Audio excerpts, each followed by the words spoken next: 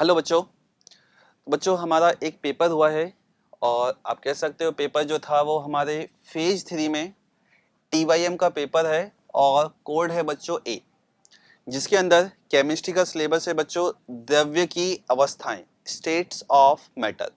आइए बच्चे तो इसको डिस्कस करते हैं। ये है हमारा फर्स्ट क्वेश्चन है बच्चों, dipole induced dipole interaction are present in which of the following pair. Simple बात की जाए तो द्विध्रुव प्रेरित द्विध्रुव पारस्परिक जो है क्रियाएं किसमें पाई जाती है, ये हमसे पूछा है। तो बच्चों जो डायपोल होता है, डायपोल को हम कहते हैं कि आप इसको देखोगे किससे कि जो आपका मॉलिक्यूल है वो कैसा होना चाहिए, मॉलिक्यूल होना चाहिए बच्चों पोलर मतलब ध्रुवीय। और जो इंड्यूस्ड डायपोल है बच्चों, इसके लिए हम कहते हैं कि जो मॉलिक्यूल है वो होना चाहिए हमारा नॉन पोलर। तो हमें इन 4 ऑप्शन में क्या करना है बच्चों, मॉलिक्यूल इस तरह से ढूंढने हैं कि एक पोलर हो, दूसरा हो नॉन पोलर। इन सभी ऑप्शन को अच्छे से ऑब्जर्व करें बच्चों, तो हीलियम नियॉन ये दोनों ही क्या है नॉन पोलर। HCl H2O में HCl जो होता है बच्चों पोलर होता है और H2O भी बच्चों पोलर मॉलिक्यूल है। थर्ड ऑप्शन में देखते हैं बच्चों HCl है पोलर मॉलिक्यूल और नियॉन ये है नॉन पोलर। इसका मतलब हमारा आंसर कौन सा हो बच्चों, थर्ड ऑप्शन। आंसर क्या होगा बच्चों, थर्ड ऑप्शन। पोलर और नॉन पोलर को अगर चेक करना है तो बच्चों हम केमिकल बॉन्डिंग में एक टॉपिक पढ़ते हैं, नाम होता है डायपोल मोमेंट और उसी को कहते हैं हम द्विध्रुव आघूर्ण, उससे भी चेक कर सकते हैं। तो जो आंसर आया बच्चों कौन सा आया, थर्ड ऑप्शन। ठीक है बच्चों, नेक्स्ट क्वेश्चन है the minimum pressure required to compress 20 litre of a gas at 1 bar to 15 litre at 298 kelvin. मतलब हमें क्या करना है बच्चों, 298 केल्विन और एक बार पर 20 लीटर गैस को क्या करना है, संपीड़ित करना है। और संपीड़ित करके इसका आयतन कितना करना है हमें, 15 लीटर। इस क्वेश्चन में अच्छे से देखें तो बच्चों देखो तापमान जो है टेम्परेचर वो कांस्टेंट है और टेम्परेचर जब कांस्टेंट होता है बच्चों तो हम फॉर्मूला लगा सकते हैं P1V1 equal to P2V2। Formula क्या लगा सकते हैं बच्चों, P1V1 equal to P2V2। Boils का नियम जो चलता है, जो P1 है आप देखो क्वेश्चन के अंदर P1 कितना दे रखा है, एक बार आपको दिया है, एक बार, और 20 लीटर गैस है, 20 लीटर आयतन हो गया। P2 आपसे पूछा है और आयतन आपने कितना कर दिया बच्चों, 15 लीटर। आयतन कितना कर दिया, 15 लीटर। तो बच्चों P2 का जो मान निकालते हैं हम 20/15, देखो कितना आता है बच्चों, ये हुआ 4, ये 3, आंसर आया बच्चों 1.33 बार। तो आंसर हो गया आपका 1.33 बार। ठीक बच्चों, नेक्स्ट क्वेश्चन है बच्चों, which of the following mixture of gases does not obey Dalton's law of partial pressure. मतलब किसके अंदर डाल्टन के आंशिक दाब का नियम लागू नहीं होता है। तो बच्चों बहुत ही सिंपल क्वेश्चन जिसमें हम याद रखते हैं कि डाल्टन का आंशिक दाब का नियम केवल और केवल नॉन रिएक्टिव गैसियस मिक्सचर पे लगता है, मतलब जो रिएक्शन ना करे। क्वेश्चन पूछ रहा है कि कहाँ पर नहीं लगता है, इसका मतलब जो रिएक्ट कर जाएगा। तो रिएक्शन कहाँ होगी, देखो हीलियम नियॉन इनर्ट गैस से रिएक्शन नहीं होगी। सेकंड पे अमोनिया और HCl, तो बच्चों आपको ही पता है NH3 और HCl रिएक्ट करके ये बना लेता है बच्चों NH4Cl, और यहाँ पर हम कह सकते हैं डाल्टन का जो नियम है वो लागू नहीं होगा। तो आंसर क्या हुआ बच्चों हमारा सेकंड। आंसर क्या आया, सेकंड। ठीक है बच्चों, नेक्स्ट क्वेश्चन थियोरेटिकल है बच्चों। अगेन क्या लिखा है, इनकरेक्ट पोस्टुलेट ऑफ KTG, गैसों के अणुगतिक सिद्धांत की गलत अवधारणा जो है आपसे पूछी है। पहला point, there is no force of attraction between the particle of gas, ये बिल्कुल सही लिखा है यहाँ तक, between the particle of gas at ordinary temperature and pressure, बिल्कुल सही बात है, कोई प्रॉब्लम नहीं। हम सिंपल लिखते भी KTG में कि वहां पर अट्रैक्शन फोर्स नहीं होता है। सेकंड पॉइंट देखते, particle of a gas are always in a constant and random motion, ये भी सही पॉइंट है। थर्ड जो पॉइंट है, at any particular time different particle in the gas have same speed. बच्चों आप सिंपल देखो, गैस के अंदर जो भी पार्टिकल है उन सभी की स्पीड सेम नहीं हो सकती, क्योंकि सभी पार्टिकल एक दूसरे से क्या कर रहे, कोलाइड कर रहे, टक्कर हो रही है, और वो टक्कर पार्टिकल के साथ भी हो रही है और दीवार के साथ ही, वॉल से भी टकरा रहे, तो सभी की जो स्पीड सेम नहीं हो सकती। आंसर क्या होगा इसका बच्चों, थर्ड। ये जो है स्टेटमेंट रॉन्ग है। फोर्थ भी पढ़ सकते हो, जो मॉलिक्यूल है वो क्या है, उनकी कॉलिजन परफेक्टली इलास्टिक, बिल्कुल सही है, एनर्जी में लॉस नहीं होता है। ठीक है बच्चों, आंसर क्या है अपना, थर्ड। आंसर इसका क्या हुआ बच्चों, थर्ड। ठीक है, next question 28, wonder wall equation for n mole of a real gas is given. तो बच्चों रियल गैस इक्वेशन सिंपल हम लिखते हैं, क्या होता है, P plus a n square upon v square into v minus n b equal to ये होता है किसके बच्चों, nRT। अब ये किस ऑप्शन में है अच्छे से चेक करते। फर्स्ट ऑप्शन में ये गड़बड़ यहाँ पर हुई तो ये नहीं होगा। इधर क्या है, ये माइनस आ गया, अगेन यहाँ पे रॉन्ग हुआ। इधर देखते हैं बच्चों, P प्लस ए एन, यहाँ पर ए एन है, होना क्या चाहिए बच्चों, देखो ए एन स्क्वायर, ये भी रॉन्ग हुआ। Fourth option P plus a n square upon v square v minus n b equal to nRT। Answer क्या है बच्चों, फोर्थ ऑप्शन। क्लियर बच्चों, next question, correct statement about density of a gas. तो बच्चों density के बारे में हमें बताना है कि कौन सा कथन सत्य है। डेंसिटी का जो फॉर्मूला होता है P M upon R into T. तो बच्चों डेंसिटी का फॉर्मूला हमने लिख दिया है। अब एक एक ऑप्शन को देखते हैं। It remain constant on changing temperature. बच्चों रॉन्ग हुआ, टेम्परेचर को अगर आप चेंज करोगे तो डेंसिटी भी क्या होगी, चेंज होगी, क्योंकि डेंसिटी जो है इनवर्सली प्रोपोर्शनल है टी के। ठीक है, तो पहला स्टेटमेंट रॉन्ग हो गया। Second statement, it increase on increasing the pressure, दाब बढ़ाने पर बढ़ता है। तो देखो बच्चों चेक कर लेते हैं, डी और पी में रिलेशन क्या है, डायरेक्ट प्रोपोर्शनल है। प्रेशर इंक्रीज करोगे तो डेंसिटी भी इंक्रीज होने वाली है। इसका मतलब आंसर सेकंड हमें दिख चुका है, करेक्ट स्टेटमेंट है। आगे भी देख लेते हैं। Third, it increases on increasing the temperature. तो बच्चों क्या कह रहा है, ताप बढ़ाने पर भी क्या हो रहा है, बढ़ रहा है। ये स्टेटमेंट बच्चों रॉन्ग है, क्योंकि टेम्परेचर के साथ देखो हमने क्या लिखा है, इनवर्सली प्रोपोर्शनल। अगर मैं टेम्परेचर बढ़ाता हूं तो डेंसिटी बच्चों घटेगी, कम होगी। तो थर्ड स्टेटमेंट रॉन्ग हुआ। फोर्थ लिखा है, it is independent of the molar mass of the gas. लेकिन हम देख रहे हैं यहाँ पर बच्चों डी जो है एम पर भी डिपेंड कर रहा है, तो मतलब फोर्थ स्टेटमेंट क्या है, रॉन्ग है। हमारा आंसर आ गया बच्चों कौन सा, सेकंड। ठीक है बच्चों, आंसर क्या हुआ, second. Next question, next question है बच्चों, वंडरवॉल फोर्सेज इंक्लूडेड। जो वंडरवॉल वलों में कौन कौन से बल सम्मिलित होते हैं। पहला लिखा है डिस्पर्जन फोर्स, मतलब विकिरण बल। डायपोल डायपोल फोर्स, द्विध्रुव द्विध्रुव बल। थर्ड लिखा है dipole induced dipole force, dipole induced dipole force, द्विध्रुव प्रेरित द्विध्रुव बल। बच्चों वंडरवॉल बल में हम बात करें, ये तीनों ही तरह के बल आते हैं, क्योंकि वंडरवॉल बल जो है दो अणुओं में लगता है, और दो अणु जो हैं, दो मॉलिक्यूल, वो पोलर भी हो सकते हैं, नॉन पोलर भी हो सकते हैं। तो जो फर्स्ट वाला केस है डिस्पर्जन फोर्स, ये लगता है बच्चों नॉन पोलर में। इसका मतलब फर्स्ट सही है। इधर डायपोल, ये भी डायपोल, मतलब क्या हुआ, एक है पोलर, दूसरा क्या हो चुका है बच्चों, वो भी पोलर है, क्योंकि सेकंड में क्या लिखा है, डायपोल। थर्ड के अंदर एक डायपोल है और दूसरा है इंड्यूस्ड डायपोल, मतलब एक है पोलर, दूसरा नॉन पोलर। तो इसका आंसर बच्चों जाएगा क्या, फर्स्ट सेकंड थर्ड। ये तीनों टाइप के फोर्स हम वंडरवॉल बल में काउंट करते हैं। ठीक है बच्चों, नेक्स्ट क्वेश्चन।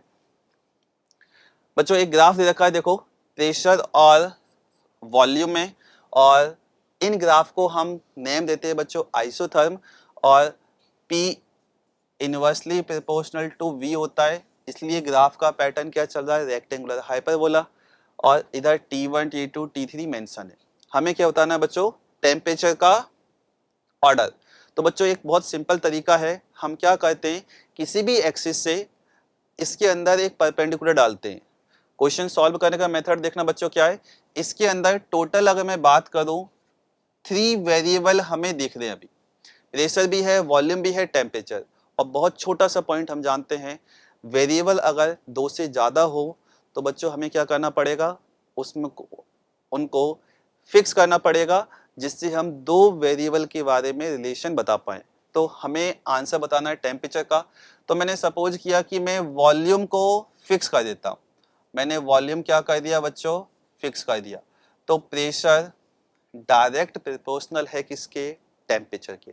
अब वॉल्यूम को फिक्स कैसे किया, देखो मैंने वॉल्यूम से एक लाइन जो है इन ग्राफ पर डाल दी, ये एक पॉइंट आ गया, ये एक पॉइंट, ये एक पॉइंट, इस पॉइंट को नेम दिया 1, इसको 2, इसको 3, और इन पॉइंट से प्रेशर को हमने ज्वाइन कर दिया। इसको नेम दिया मैंने P1, इसको नेम दिया P2, इसको नेम दिया मैंने P3। इसका मतलब प्रेशर का ऑर्डर हम लिख सकते हैं। तो बच्चों प्रेशर का ऑर्डर क्या आया, P3, P2, P1। ग्राफ पे ऊपर जाओगे तो बच्चों प्रेशर क्या हो रहा है, इंक्रीज। और आप देखो हमने क्या लिखा है, pressure directly proportional to temperature. इसका मतलब जो ऑर्डर प्रेशर का होगा वही ऑर्डर टेम्परेचर का भी होगा। तो आंसर आ गया बच्चों T3, T2, T1। और ये किस ऑप्शन में है बच्चों, चेक करते तो देखो हमें कौन सा मिला, सेकंड ऑप्शन, T3 सबसे ज़्यादा, देन T2 और फिर सबसे कम T1। क्लियर बच्चों। इसी क्वेश्चन को बच्चों आप भी सॉल्व कर सकते हैं दूसरे तरीके से। हम चाहें तो वॉल्यूम की जगह प्रेशर को भी फिक्स कर सकते हैं। अगर आप प्रेशर को फिक्स करोगे तो यहाँ पर आएगा V प्रोपोर्शनल टू क्या हो जाएगा, T। आंसर उससे भी बच्चों आएगा और सेम आंसर आएगा। ठीक है बच्चों। Next question, the ratio of average speed of CO2 and N2O at same temperature. तो बच्चों पहले एवरेज स्पीड का फॉर्मूला लिखते हैं, V average equal to √8 RT upon pi m। इसके अंदर बच्चों ध्यान से देखिए वेरिएबल क्या है, टेम्परेचर है और m। अगर मैं टेम्परेचर को भी फिक्स कर देता हूं बच्चों और m को भी मैंने फिक्स कर दिया, तो आप क्या कह दोगे, जो V एवरेज है वो क्या हो जाएगा, वो भी कांस्टेंट हो जाएगा। क्योंकि CO2 और N2O का जो बच्चों मोलर मास होता है, CO2 का मोलर मास भी 44 है, N2O का भी मोलर मास कितना है, 44। ठीक है। दूसरा टेम्परेचर क्या दिया है बच्चों इन्होंने, सेम, तो टेम्परेचर भी हट गया। इसका मतलब जो रेशियो आएगा वो डायरेक्टली कह सकते हो कितना होने वाला है, वो रेशियो 1:1। ठीक है बच्चों, आंसर आ गया 1:1। नेक्स्ट क्वेश्चन, क्वेश्चन है the normal boiling point of water. बच्चों normal boiling point of water हमने लिखा हुआ है कि जो normal boiling point of water है वो डिफाइन होता है 1 atm पर, जिसकी वैल्यू आती है 100 डिग्री सेल्सियस। अगर यही क्वेश्चन होता एट स्टैंडर्ड, आप कहते हैं या आप सिंपल कहो कि स्टैंडर्ड बॉइलिंग पॉइंट, तो उसके अंदर बच्चों हम क्या कहते हैं, प्रेशर होता है 1 बार और आंसर आता है 99.6 डिग्री सेल्सियस। तो बच्चों आपका जो आंसर आया इस क्वेश्चन का वो क्या हो गया, आपका 100 डिग्री सेल्सियस। आंसर क्या हो गया बच्चों, 100 डिग्री सेल्सियस। नेक्स्ट क्वेश्चन क्या है, देखो बच्चों, which of the following gases will have the highest rate of diffusion at STP। जो विसरण की दर है वो बतानी है किसके अंदर अधिकतम है। तो बच्चों विसरण की दर के लिए एक बहुत सिंपल सा रिलेशन चलता है, R inversely proportional to root of m। मतलब जो मोलर द्रव्यमान है उसका हम क्या कहते हैं, जो वर्गमूल है उसका व्युत्क्रमानुपाती होती है क्या, विसरण की दर। तो जिसका m सबसे कम, तो बच्चों क्या उसके लिए R सबसे ज्यादा हो गया, नहीं। तो मोलर मास चेक कर लो किसके अंदर सबसे कम है। तो मोलर मास सबसे कम बच्चों किसके अंदर दिख रहा है हमें, H2 का। कितना है इसका मोलर मास, 2। He का कितना हुआ, 4। आंसर हमें यहीं पे दिख गया। आंसर क्या आ गया बच्चों, 4th। आंसर क्या हो गया बच्चों हमारा, 4th ऑप्शन।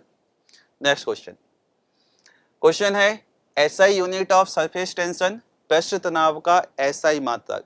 तो बच्चों जो पृष्ठ तनाव है उसकी डेफिनेशन होती है फोर्स पर यूनिट लेंथ, हम बात करते हैं। तो बच्चों क्या हुआ, फोर्स और पर यूनिट लेंथ। तो यहाँ से हम क्या कह सकते हैं, फोर्स की SI यूनिट होगी बच्चों न्यूटन और इधर मीटर। आंसर आ गया न्यूटन मीटर इनवर्स। आंसर हो गया Newton metre inverse, 4th option. ठीक बच्चों। नेक्स्ट क्वेश्चन, क्वेश्चन है a gas is in open container is heated from 127 degree Celsius to 327 degree Celsius. The fraction of the original amount of the gas remaining in the container. ये हमसे पूछा है। हिंदी में बात करें तो एक खुला पात्र जिसमें गैस को 127 से 327 तक बच्चों हम गर्म कर दें और क्वेश्चन पूछा है पात्र में शेष गैस की मूल मात्रा का परिभाज क्या है। ठीक है, तो बच्चों खुले पात्र की बात चलती है तो हम फॉर्मूला लगाते हैं N1T1 equal to N2T2। Formula क्या लगाते हैं बच्चों हम खुले पात्र में N1T1 इक्वल टू N2T2। अब क्वेश्चन में देखो टेम्परेचर दिया है T1, T1 कितना है 127, इसको केल्विन में चेंज करेंगे तो ये हो जाएगा बच्चों कितना 400। N2 T2 दिया है बच्चों कितना 327, केल्विन में चेंज किया ये हो जाएगा बच्चों 600। तो बच्चों N1 upon N2, N1 upon N2 बच्चों देखो कितना आया, ये हुआ 600 अपॉन 400 और इसको सॉल्व किया बच्चों तो ये आ रहा है हमारा 3/2। कितना हो बच्चों 3/2। इसको अच्छे से देखिए बच्चों क्या है, N1 मतलब इनिशियल मोल कितने हैं 3 और बाद में कितने मोल रह चुके हैं बच्चों ओनली 2। और क्वेश्चन पूछ क्या रहा है पात्र में शेष गैस की मूल मात्रा का परिभाज। तो पात्र में जो गैस बची वो कितनी बची है 2 मोल, पहले कितनी थी 3 मोल। तो जो क्वेश्चन आपसे पूछ रहा है क्या उसके लिए सीधा मैं यूं ही कह सकता कि ये 2/3 हुआ। आंसर कितना आ गया 2/3, क्योंकि पात्र में शेष गैस की मूल मात्रा का परिभाज तो 2 मोल बच गए बच्चों और पहले कितने थे 3 मोल, तो परिभाज कितना हो गया 2/3, मतलब फ्रैक्शन आ चुका है आपके पास कितना 2/3। Answer third. ठीक है बच्चों, नेक्स्ट क्वेश्चन। क्वेश्चन है बच्चों vapour pressure of a liquid increases with increase in surface area, मतलब पृष्ठीय क्षेत्रफल में वृद्धि के साथ द्रव का वाष्प दाब बढ़ता है। बच्चों पहला स्टेटमेंट रॉन्ग है, क्योंकि होता क्या है बच्चों जो वाष्प दाब होता है वेपर प्रेशर वो सरफेस एरिया पे डिपेंड नहीं करता है। तो पहला स्टेटमेंट बच्चों क्या हो गया हमारा रॉन्ग, तो ये बच्चों स्टेटमेंट क्या है रॉन्ग। ठीक है, आगे क्या लिख रहा है बच्चों, आगे है liquid with high vapour pressure tend to have low boiling point. ये स्टेटमेंट बच्चों हमारा सही है। चेक करते हैं बच्चों कैसे देखना, जैसे हम बात करते हैं बच्चों 2 लिक्विड लिए मैंने, जैसे एक लिक्विड का जो है आप कह सकते हो बॉइलिंग पॉइंट मैंने ले लिया 70 डिग्री सेल्सियस और दूसरे लिक्विड के लिए मैंने बॉइलिंग पॉइंट ले लिया बच्चों कितना 100 डिग्री सेल्सियस। अब बॉइलिंग पॉइंट का मीनिंग हम समझे बच्चों, बॉइलिंग पॉइंट पर होता क्या है जो वेपर प्रेशर है वो इक्वल हो जाता है एटमॉस्फेरिक प्रेशर के, और एटमॉस्फेरिक प्रेशर हम बात करें लेके चल रहे कितना 1 atm, कितना लेके चल रहे 1 atm। ठीक, तो इसका मतलब इसके अंदर क्या हुआ कि जो ये जो लिक्विड है इस लिक्विड को 70 डिग्री सेल्सियस तक मैं अगर हीट कर रहा हूँ तो 70 डिग्री सेल्सियस पे इसका जो वेपर प्रेशर वो किसके इक्वल हो गया 1 atm के। ठीक, वही यहाँ पर क्या हो गया वेपर प्रेशर इसका कितना ये भी 1 atm, लेकिन इस लिक्विड के लिए जो है मुझे टेम्परेचर देना पड़ रहा है कितना 100 डिग्री सेल्सियस, मतलब 100 डिग्री सेल्सियस जब टेम्परेचर दिया है तब जाके इसका वेपर प्रेशर 1 atm के इक्वल हुआ। तो क्या हम ऐसा कह सकते हैं कि लो बॉइलिंग पॉइंट अगर है, लो बॉइलिंग पॉइंट तो उसका जो वेपर प्रेशर है वो भी क्या है बच्चों ज़्यादा। बिल्कुल सही है, क्योंकि ये लो बॉइलिंग पॉइंट हो गया लिक्विड तो इसका वेपर प्रेशर देख लो क्या है ज़्यादा, मतलब 70 डिग्री सेल्सियस से मिल गया, जबकि ये कितने पे दे रहा है 100 पर। इसका मतलब जो हमारा सेकंड स्टेटमेंट है वो स्टेटमेंट क्या हो गया बच्चों हमारा करेक्ट है। तो फाइनल हम बात करें बच्चों देखो liquid with high vapour pressure tend to have low boiling point, बिल्कुल करेक्ट है। तो हमारा फाइनल आंसर जाएगा बच्चों statement first is incorrect but second is correct. Answer हो गया बच्चों कौन सा सेकंड। ठीक है बच्चों, next question 38, for which of the following gases the value of van der Waals constant a is maximum, मतलब ए का मान किसके लिए अधिकतम है ये बताना है बच्चों। तो बच्चों हम जानते हैं ए का मान डिपेंड करता है इंटरमॉलिक्यूलर अट्रैक्शन फोर्स, जिसके लिए ये अट्रैक्शन फोर्स ज़्यादा होगा उसके लिए ए की वैल्यू ज़्यादा होगी। और यहाँ पर जितने भी एग्जाम्पल दिख रहे हैं बच्चों तो हमको पता है कि जो अमोनिया है अमोनिया में क्या होती है हाइड्रोजन बॉन्डिंग, और हाइड्रोजन बॉन्डिंग है तो इंटरमॉलिक्यूलर अट्रैक्शन फोर्स भी क्या है ज़्यादा है। इसका मतलब जो ए की वैल्यू है वो ज़्यादा किसके लिए हुई बच्चों फोर्थ, मतलब अमोनिया के लिए।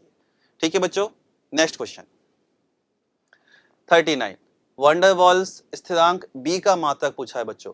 तो बच्चों हम जब रियल गैस इक्वेशन पढ़ते हैं तो उसके अंदर v माइनस एन बी आता है, एक टर्म क्या आती है, term v minus n b. अब ये हमें पता है कि वॉल्यूम में से केवल जो है वॉल्यूम ही घट सकता है, वही सब्ट्रैक्ट होगा। इसका मतलब इन दोनों की यूनिट क्या होगी बच्चों, सेम। तो मैं क्या कह सकता हूँ, जो एन बी है इसकी यूनिट क्या होगी बच्चों, लीटर। अगर सिंपल में जो वॉल्यूम को लीटर में ले रहा हूँ तो क्या हो गया, लीटर। तो B इक्वल टू क्या हो गया, लीटर अपॉन एन मोल, मतलब लीटर अपॉन मोल। तो बच्चों देखो किस में आया ये आंसर, सेकंड ऑप्शन। आंसर क्या होगा बच्चों हमारा, सेकंड ऑप्शन। Next question.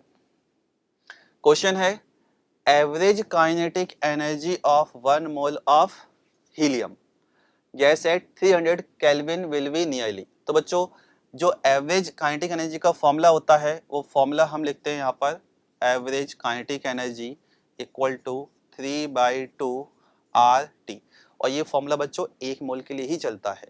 इसमें वैल्यू रखते हैं बच्चों, देखो जो वैल्यू हमें रखनी है, देखा वो कैसे रखेंगे, जो ऑप्शन है उसमें सभी जूल में दे रखे हैं, तो आर की वैल्यू किस में लेके चलेंगे बच्चों, जूल में। आर की वैल्यू जूल में होती है 8.314। मैथमेटिकली थोड़ा सा कैलकुलेशन इजी हो जाए उसको हम लेके चलते हैं बच्चों 25/3। टेम्परेचर कितना दे रखा है बच्चों, 300। तो बच्चों कैलकुलेशन देखो क्या हुआ, 3 से 3 कैंसिल आउट, 2 से आप कह सकते हो यहाँ पर ये हो गया आपके पास 150। और इसको बच्चों हम मल्टीप्लाई करें 25 इंटू 150, 25 इंटू 150, इसको मल्टीप्लाई करोगे बच्चों, आंसर समथिंग जो आपको मिलने वाला है वो आपका आंसर आएगा 3741। किसके अप्रोक्सीमेट मिलेगा बच्चों आपको, 3741। सिंपल मल्टीप्लाई करके लिख सकते हैं हम। ये अप्रोक्सीमेट जो हमें आंसर दिख रहा है वहां पर कितना चला जाएगा, ये 3741। ठीक है बच्चों। Next question. क्वेश्चन है एक गैसियस मिक्सचर है जिसमें 32 ग्राम ऑक्सीजन है, 8 ग्राम हाइड्रोजन है और टोटल प्रेशर मिक्सचर का दे रखा है 25 atm। और क्वेश्चन में पूछा है बच्चों पार्शियल प्रेशर ऑफ H2। तो बच्चों पार्शियल प्रेशर के लिए एक ही फॉर्मूला हम देखते हैं, partial pressure of H2 equal to mole fraction of H2 into total pressure. केवल काम किसका है बच्चों, अब मोल फ्रैक्शन निकालने का। तो देखो आपको दे रखा है O2 जो है कितना है, 32 ग्राम। O2 दिया है बच्चों 32 ग्राम और हाइड्रोजन है बच्चों 8 ग्राम।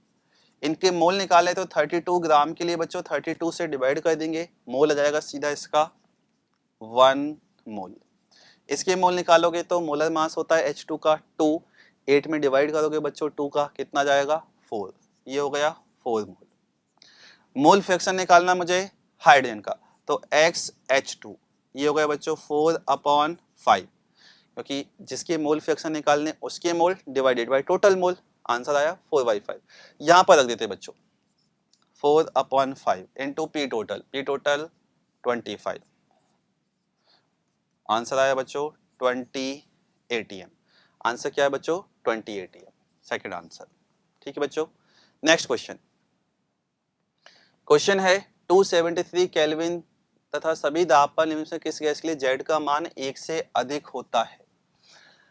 तो बच्चों एक जो है हम ग्राफ जो बनाते हैं, इधर रहता है हमारे पास Z, इधर प्रेशर, ये Z इक्वल टू 1 है। तो ग्राफ के अंदर हम देखते हैं एक ग्राफ ऐसा चलता है जो हाइड्रोजन के लिए, फिर इधर होता है बच्चों N2, इधर आता है आपके पास O2, इस तरह से ग्राफ चलता है बच्चों।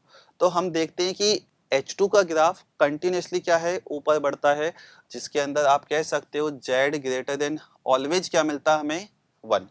तो Z का मान 1 से अधिक किसके लिए होगा बच्चों, H2 के लिए। किसके लिए होने वाला है, H2 के लिए। ठीक है बच्चों। Next question.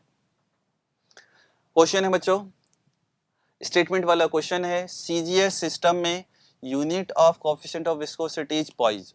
बिल्कुल सही है बच्चों। जो यूनिट ऑफ कोएफिशिएंट है मतलब श्यानता गुणांक, जिसको हम ईटा से रिप्रेजेंट करते हैं CGS में, उसकी यूनिट क्या होती है बच्चों, पॉइज। ठीक है सर। ये glass is an extremely viscous liquid, कांच एक अत्यंत श्यान द्रव होता है, ये भी सही है क्योंकि कांच को हम बच्चों सूडो सॉलिड या फिर एक और नेम देते हैं हम सुपर कोल्ड लिक्विड। तो सेकंड स्टेटमेंट भी हमारा क्या है, करेक्ट।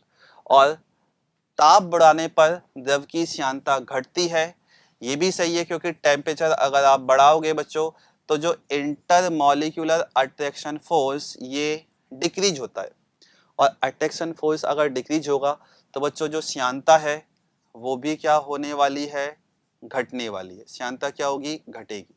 तो इसका मतलब तीनों स्टेटमेंट बच्चों करेक्ट हैं। आंसर हुआ हमारा फर्स्ट, सेकंड और थर्ड। कौन से ऑप्शन मिला बच्चों, फोर्थ ऑप्शन में। ठीक है, next question 44। Which of the following expression is according to Avogadro law. Avogadro law के अकॉर्डिंग हम क्या कहते हैं बच्चों, V प्रोपोर्शनल टू N चलता है। कब, जब आप कह सकते हो प्रेशर और टेम्परेचर ये क्या हो जाएं, फिक्स्ड हो जाएं या कांस्टेंट हो जाएं, तब हम कहते हैं। तो ये हमें ऑप्शन मिला कौन सा, सेकंड ऑप्शन। ठीक है बच्चों, नेक्स्ट क्वेश्चन। क्वेश्चन है 1 poise is equal to in kg metre inverse second inverse. तो बच्चों 1 जो पॉइज होता है, 1 पॉइज इक्वल होता है बच्चों 1 gram centimetre inverse second inverse. ये होता है बच्चों 1 पॉइज। इसको चेंज करना है मुझे किसके अंदर, kg metre inverse second inverse. तो बच्चों ग्राम को केजी में चेंज करने के लिए क्या करते हैं हम, 1000 से डिवाइड, ये हमने कर दिया। ये क्या हो चुका है बच्चों यहाँ पर, केजी, तो मैं इधर लिखता हूँ केजी। अब सेंटीमीटर को चेंज करना है बच्चों किसमें, मीटर में। तो सेंटीमीटर से मीटर में जाने के लिए बच्चों हमें क्या करना होता है, 100 से डिवाइड। लेकिन सेंटीमीटर बच्चों ऑलरेडी डिवाइड में है। अब देखो सेंटीमीटर इनवर्स, इसका मतलब जो है 100 से क्या हो जाएगा बच्चों ऊपर मल्टीप्लाई। ठीक है, इसका मतलब केजी, और ये बन चुका है मीटर इनवर्स सेकंड इनवर्स। इसको सॉल्व करते बच्चों कितना है, देखो 1/10 मतलब 10 की पावर -1 हो गया, मतलब सीधा 0.1। तो आपका आंसर आ गया बच्चों फोर्थ। ठीक है बच्चों, आंसर क्या हो गया, फोर्थ। बच्चों पूरा पेपर हम अच्छे से सॉल्व कर चुके हैं। पेपर के अंदर अगर एक चीज़ हम नोटिस करें, ऑलमोस्ट 15 क्वेश्चन इस चैप्टर से थियोरेटिकल थे, डायरेक्ट क्वेश्चन आपसे पूछे हैं। ओवरऑल पेपर बहुत इजी था। तो आई होप आपके मार्क्स बहुत अच्छे आए हों। इसी के साथ नेक्स्ट टेस्ट के लिए बच्चों ऑल द बेस्ट।